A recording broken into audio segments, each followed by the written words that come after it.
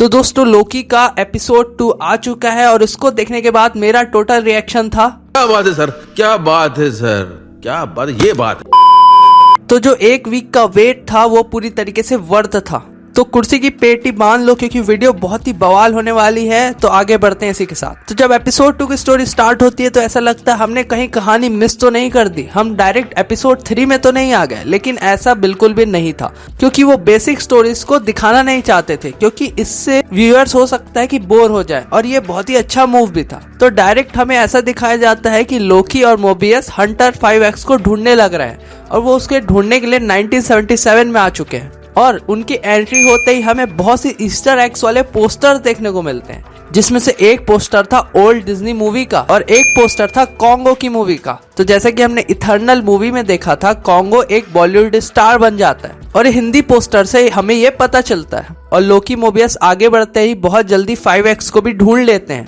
और उन्हें पता चलता है कि 5X इस टाइमलाइन में बहुत बड़ा स्टार बन चुका है। और जैसे ही वो 5X से मिलते हैं 5X को भी पता चल जाता है कि ये उसे पकड़ने आए हैं, तो वो भागना चालू कर देता है। और यही हमें लोकी का पुराना इविल अंदाज देखने को मिलता है जब वो 5X को पकड़ने के लिए अपनी पावरों का यूज करता है। और मुझे तो बहुत मजा आया था लोकी का पुराना रूप देख के, और क्योंकि लोकी इतना पावरफुल है वो उसे आसानी से पकड़ भी लेते हैं और पकड़ने के बाद वो उसे TVA में ले भी आते हैं। TVA में उसे लाने के बाद लोकी और मोबियस उसे सिल्वी की लोकेशन पता करने की कोशिश करते हैं, लेकिन वो उन्हें कुछ भी नहीं बता रहा था। पर 5X और मोबियस लोकी की कन्वर्सेशन बहुत ही हाई लेवल होती है क्योंकि जो भी बात 5X उन लोगों को बोलता है वो बिल्कुल ही लॉजिकल लगती है। और इन्हीं सब बातों के बीच फिर लोकी और मोबियस एक नया पैतरा अपनाते हैं जिसमें लोकी डोर लॉक कर देता है, फिर उसे टॉर्चर करने की कोशिश करता है और फिर नए तरीके से टॉर्चर करने के बाद फाइनली वो सिल्वी की लोकेशन रिवील कर देता है। और फिर वो लोग 5X के साथ सिल्वी की लोकेशन पे जाते हैं। जैसे कि हमने पिछले एपिसोड के पोस्ट क्रेडिट सीन में देखा था कि सिल्वी मैकडॉनल्ड्स में आकर सेटल हो गई है, तो वही वो लोग उससे दोबारा मिलते हैं। इसमें हमें देखने को मिलता है सिल्वी उन लोगों से गुस्सा है, वो बिल्कुल भी बात करना नहीं चाहती, लेकिन कैसे ना कैसे करके लोकी उससे बात कर ही लेता है। और उस सीन के बीच हमें 5X घबराता हुआ दिखाई देता है,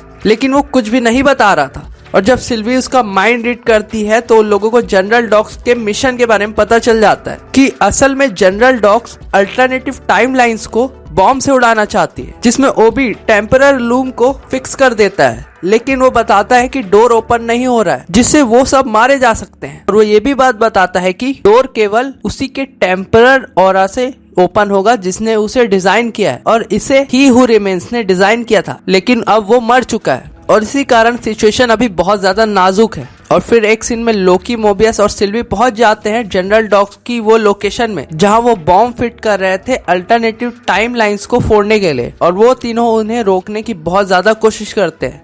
लेकिन अनफॉर्चुनेटली जनरल डॉग्स अपने मिशन में कामयाब होती है और वो अल्टरनेटिव टाइम लाइन्स को पूरी तरीके से डिस्ट्रॉय कर देती है। और अगर आपने नोटिस किया होगा कि ये सभी अल्टरनेटिव टाइम लाइन्स अर्थ 616 की है, जो कि MCU का मेन यूनिवर्स है। लेकिन अल्टरनेटिव टाइमलाइंस के डिस्ट्रॉय होने के बाद एक ही टाइमलाइन बचती है, जिसके कारण केसी इजीली रैंस लेयर के टाइम पैड को इजीली ट्रैक कर लेता है। और इससे मुझे लगता है कि अगला एपिसोड पूरा वो रैंस लेयर के पीछे लगने वाले हैं। इसी के बाद लास्ट सीन में हमको सिल्वी के हाथ में ही हु रिमेन्स का टाइम पैड देखने को मिलता है जो कि ग्लो कर रहा होता है, और ये हो सकता है कि ये साइन है कि सिल्वी फ्यूचर को बचाने में जरूर कोशिश करेगी। तो यही कुछ था इस वीडियो में। अगर वीडियो अच्छी लगी है तो लाइक कर दीजिए, और ऐसी ही धमाकेदार वीडियो आप तक पहुंचते रहे तो चैनल को सब्सक्राइब करके बेल नोटिफिकेशन को ऑल पे कर लो। और फिर मैं मिलता हूं ऐसी किसी मजेदार वीडियो में, तब तक के लिए गुड बाय।